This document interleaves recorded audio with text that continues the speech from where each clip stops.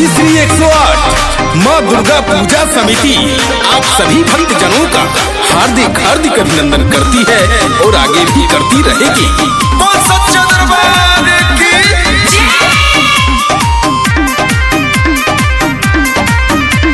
Mix by Sona recording studio Jhajha.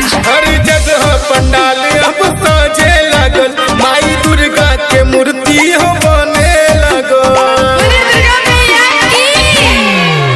हर जगह पंडाल अब साजे लगल, माई दुर्गा के मूर्ति हो बने लगल। सगरे कह कह करी है जहानवा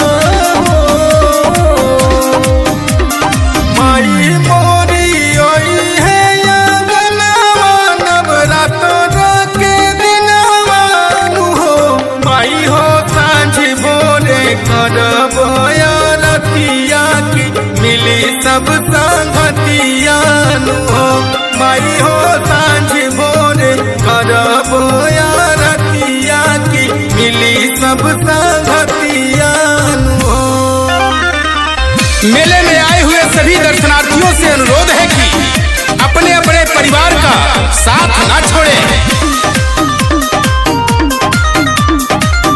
सच्चा दरबार की मैया के मन भावे हाराहुल के हारावा, मालिनी के घर से मंगवाइब हमहु फुलावा।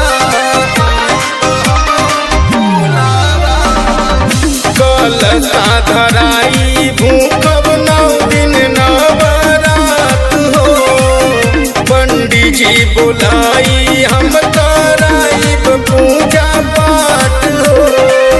रात दिन जलाइब हम दियरिया हो माई मोरी आई है अंगनवा, नवरात्र के दिनवा हो माई हो सांझ भोरे करब रतिया की मिली सब संगतिया हो माई हो सांझ भोरे करब रतिया की मिली सब संगतिया हो।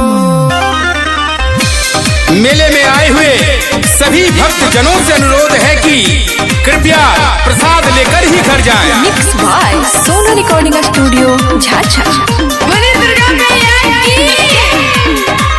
भोगवा लगाई बरोजे हलवा पेड़ा फल से, चरण पखारब माई हमहू गंगा जल से। सोनू मनीष करी है माई के सुमिरन हो, पांडे ब्रजेश गई है